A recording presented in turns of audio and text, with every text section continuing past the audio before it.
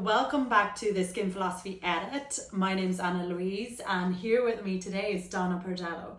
Donna has been a huge influencer over the last couple of years, specialising in skincare and working with the likes of Chanel and Agostina Bardere and many other brands, of course. So you're flying it at the moment. Welcome, Donna. Thank you, Anna Louise. I'm really happy to be here. Yeah, it's great to have you on board. So basically how myself and Donna know each other is Donna's signed on for the skincare. So you are one of the few influencers that actually have taken the time to learn about skin. So you've become huge in the industry, and then you're also at the same time you're learning about skin. You want to speak professionally, so it is really good. Have you found that like a great asset to you to kind of go, actually I'm a person that's educated in skin, not just another influencer? 100%. You know, the world of influencing, it's huge, it's big, it's kind of everything, isn't it? Now, you know, everywhere you look there's influencers. But I love skincare. I was always obsessed with it, but I just thought, you know what, I need to be credited to be talking about something as specific as an ingredient that people are going to be put on their skin, and I need to know why I'm telling them to do it. For myself, as well as, you know, the general public who are actually why I'm influencing. Yeah, exactly. So tell us your story. How did you get, like, what made you decide to start doing this? How did you start this pathway, and how did you get so big? Well, when Instagram first opened, I used to watch these girls kind of take photos of themselves with fashion, and I thought to myself, God, you know, I can do that. I was actually a stylist at the time. I thought, what a great way to kind of like get yourself, I don't know, seen with the outfits kind of thing. And I didn't realise how big Instagram was going to become, actually. It kind of just exploded. And around 2015, I thought, I'm not sure about this. I'm not sure if fashion is just where I should be. I absolutely love skincare. I love kind of beauty, makeup, wellness especially. And I just thought, you know, I have a year off, not going to do anything, think about what I'm going to do, how I'm actually going to make myself an online presence. And I came back and just started doing kind of skincare posts and everything, but video content wasn't around so much then. It was more picture based, and a lot of filters were being put over things by people. And then when the video content came out, I just kind of ran with it, because then it was easy. You know, I can do my routines, and I just started doing my skincare routine in the morning, skincare routine in the evening, and it's authentic to me. You know, I've always had a routine. I've loved skincare forever. It's always kind of excited me. I used to love going to, you know, Boots or Space NK and just like looking at all the products. And I think that it just grew from there. And so 2015, and then you took a year out, and then obviously you start building. How did COVID impact? Well, COVID was great for me, I'm not going to lie. You know, I talk about this with my family, and my mum says to me, you've got to thank COVID for everything, really, because everyone was indoors, and I was kind of, you know, this influencer that was doing these self-care videos and skincare. And I just carried it on, but I amplified it. You know, I was doing like gua sha facials and steaming. I love my facial steamer. And it just, I was doing like a Sunday self-care, and people loved it. They absolutely loved it. And everyone was doing this skincare kind of was born, wasn't it, through this lockdown thing? Oh, 100%. It's gone bananas. Like, I even see huge big retailers now just stocking skincare that I have never seen them do before. Yeah. It's everything. Yeah. So what they said was skincare sales went up 40% during lockdown. Yeah. Because everyone was looking at themselves over Zoom, and they were going, oh my God, the state of my face. Like, you never had such focus, or if you had focus on your skin, you were putting makeup over it to go out. That's the thing. You weren't. You were just staying at home looking at that face in pajamas, and you were like, this isn't good enough. No. So you kind of built your following over that. How do you, like, from me looking at your Instagram, what I love about it is there's a very aesthetically pleasing but a very calming effect to your Instagram. It's very chill vibes, but very like clean and nice. So how did you become your brand? Like, how did you decide how you're going to do it? Was it just from styling that you had an idea of how you wanted to style it? Or because for us, like, trying to do an Instagram and trying to like maintain that aesthetically pleasing branding is really, really hard. Yeah. So any tips? Listen, it's you know, it looks like it's easy. It's a full-time job. I won't lie, but I'm kind of like a clean aesthetic person anyway. I like neutral and I like calm. I am not a calm person. I'm just going to put it out there. It does make me laugh. And you saying that about my Instagram, that it's like a calming place, everybody says it. Like, oh my God, we love it. So I think I channel how I want to kind of be as a person through my Instagram. And I think about colours, and I think about the place that I shoot, and I try to repeat that in a repetitive, and it's that repetitiveness that gives you the cohesive feed. Yeah. So I'll always wear like a muted colour dressing gown, shoot on a clean wall, and, you know, given if it's like a clinic atmosphere, that would be quite difficult, but you know, get like a ring light, a nice corner, you know, nice lighting, and do the same thing over and over again, and that kind of a cohesiveness kind of just happens without you thinking about it. But I love to actually look at my own feed and calm myself, because it does make me, I'm kind of like I'm quite fiery at home.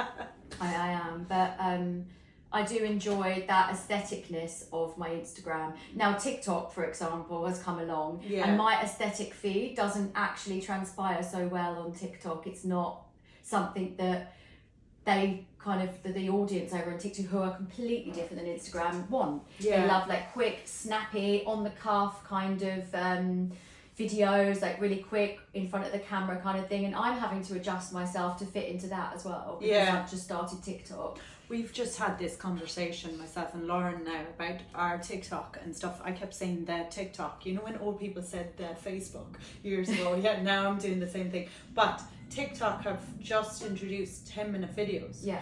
So I actually think they're going down the line of not so quick paced. They're going to actually make it more storytelling, longer. So it would be more kind of going to your vibes of like more chilled out, come into this area. But it is trying to get that balance, because they keep shifting. Every day. All the time. Every day. Honestly, it is a minefield. There's always something new. There's always an update. And, you know, I feel for people having to, you know, do kind of something full time and then do Instagram at the same time, because, you know, the social media is so important now. We need it. We need eyes on us. Yeah. Because everybody else is doing it, you know, and it's almost that thing like, oh, you know, will I be left behind if I'm not doing this? I enjoy it, and my community actually spur me on to do more. If without them, I would probably struggle quite a lot, because it is a difficult space. You know, putting yourself out there every day to be judged, a lot of people don't like it because of that.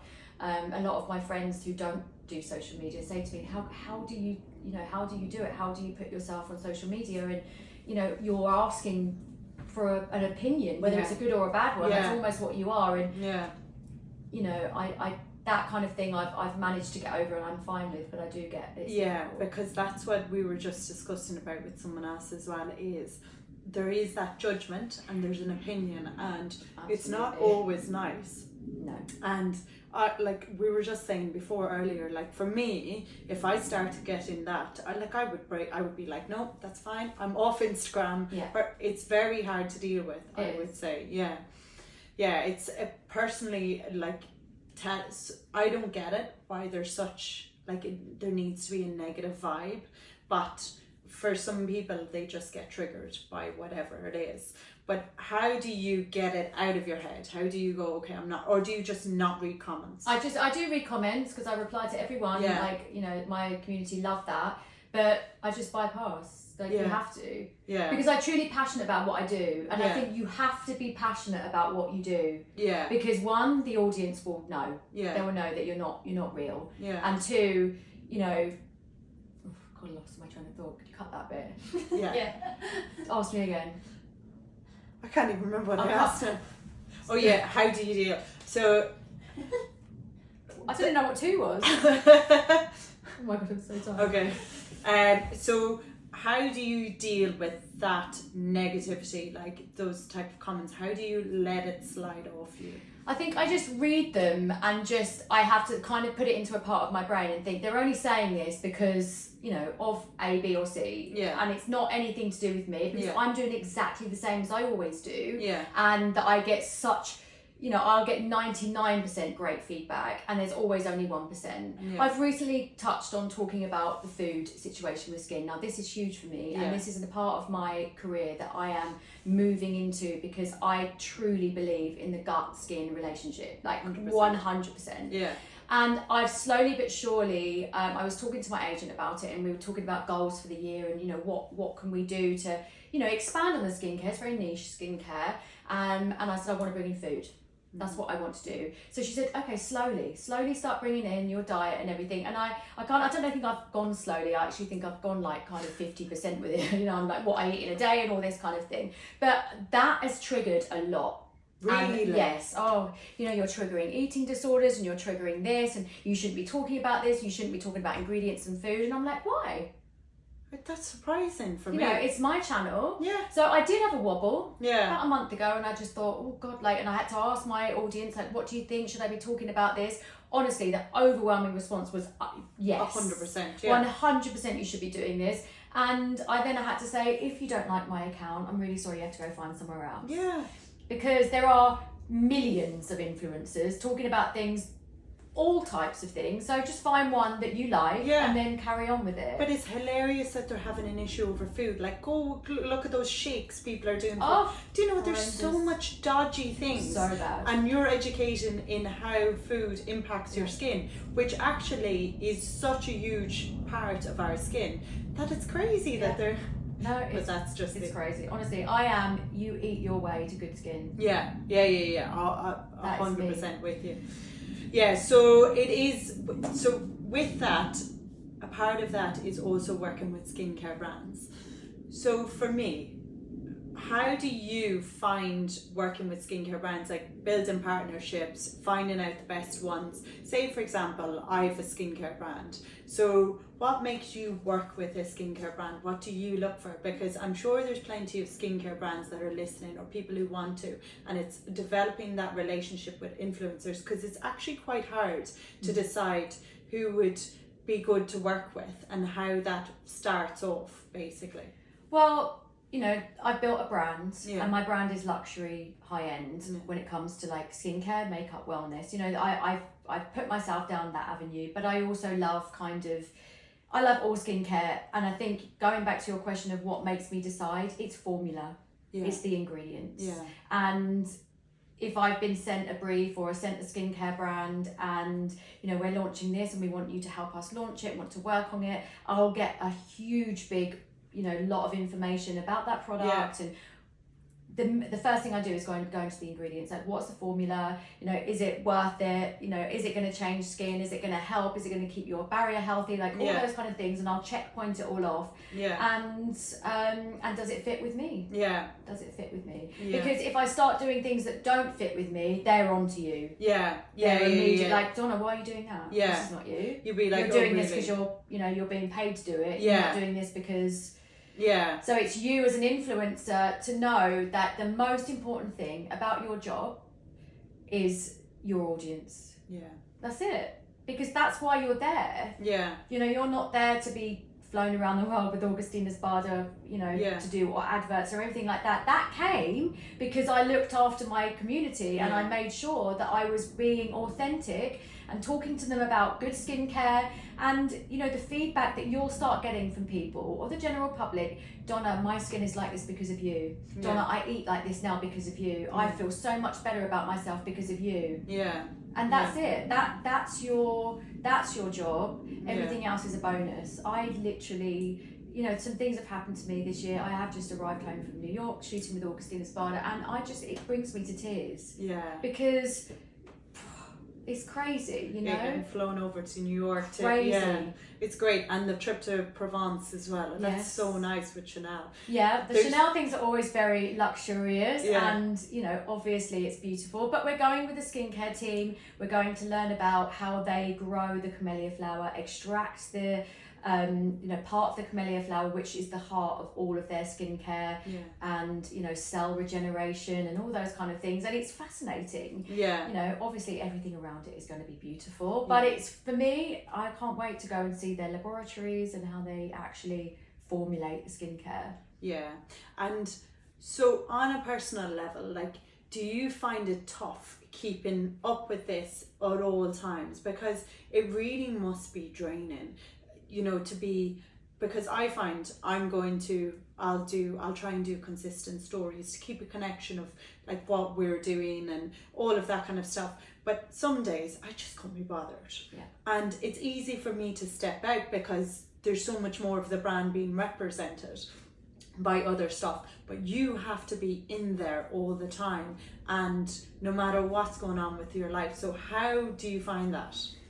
Tough. Yeah. It is draining. Draining is a good word. It's draining. It's social media is extremely fast paced. There's always something new. Yeah. And there's always the need for new. Yeah. But I've learned a system for me. I have a schedule that I kind of stick to. So I do a self-care Sunday, I do like a motivational Monday, I do a recipe during the week, I'll always do a skincare routine, and I follow that pattern. Without it, I would be all over the place. Yeah. I haven't posted since Monday, and I'm like almost like, oh my God, I've got anxiety because this trip to New York came so quickly. I didn't know I was going till Monday lunchtime. Oh wow. So I didn't really have anything prepared. That's my fault. You know, preparation is key, guys. You've got to be prepared. So, but I'm lucky. I have footage for years, so I can almost always put something together. It's a little bit educational and then post it. I just haven't had 5 minutes and to kind of sit down and do it. But you know, preparation is the key. And if you don't, you. But I think if you're passionate about something and you know what you're posting about, then it's easier to be like, okay, like on a Monday I'm going to post something like this, and on a Wednesday I'm going to do this. Don't feel pressured that you need to post 7 days a week, because you actually don't. Do you not? No, you don't. I mean, there are weeks that go by that I'll have a really good spell of doing it every single day, but some weeks I'll post like 3 times a week. Yeah. But I just make sure that everything I post is purposeful. Yeah. I haven't just like thrown something up because, you know, oh God, I need to post. They're the kind of things that people start being like, you know, she's not that authentic. Like, why is she posting that? Yeah. Everything is purposeful. And if it's educational, which is, you know, brilliant for social media, I believe. Yeah. Something educational, something for people to grab onto and hold onto. Yeah. You don't need to post every day. Yeah.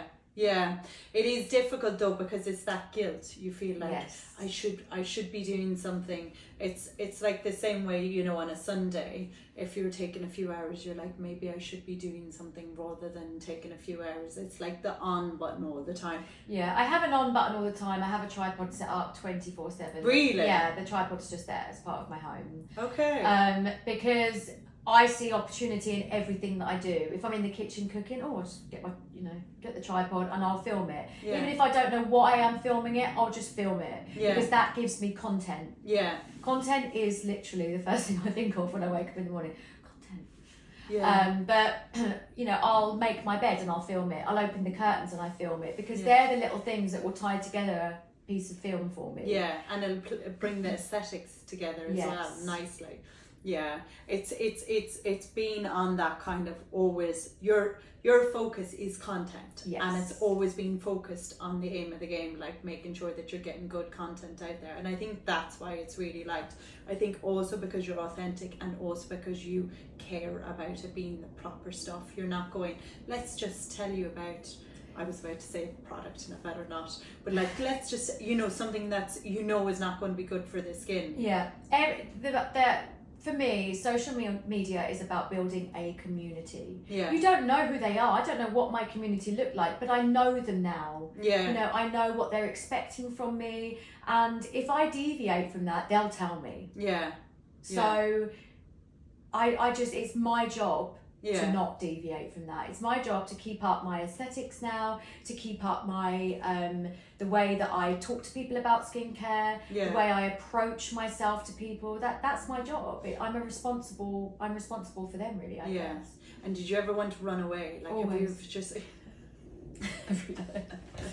we were just talking about that as well, because it's like sometimes you just want to go, oh damn it, just leave it and just walk out. But like, obviously, see, I do think you care about the people who are behind you, you know, the community that you're in. So obviously you're trying to keep them informed and that. So it's good. Yeah. Always.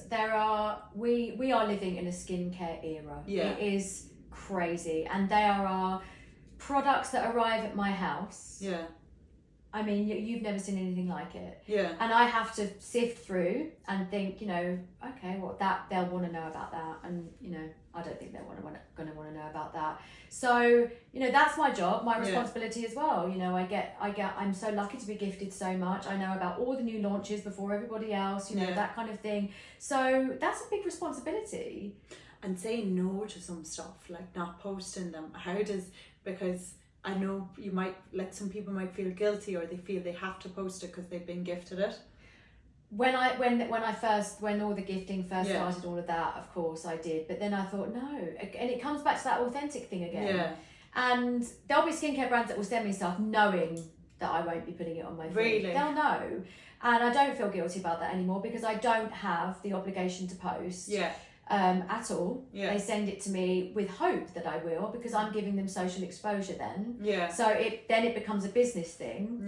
You know, you're giving them, people will pay me to put things on their stories, so why should I be putting them on for free? And it sounds harsh, but that's the name of the game. That's basically what it's about. Well, it's like putting a half-page advert into magazine. That's exactly right. Because you're like, that's what you're doing. You're getting it out to an audience that people are picking up the magazine and reading it. So you should have to pay for it. It shouldn't be getting a free cream for it. Exactly. You know, it should be like, okay, well, can you pay me for the advert, please? And that's it. And I think there's such an association.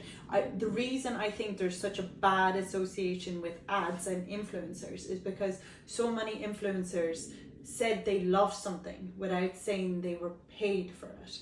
And it brought in this kind of stigma, oh, she's not saying it's an ad, or blah, blah, blah. But now people are being more clear, and they're like, oh, well, she's getting paid for it. Yeah, of course she's getting paid for it. It's advertisement. And that's where it comes back to being authentic again. Because I remember I did an ad for La Mer for their eye concentrate, something that I had organically spoken about so much.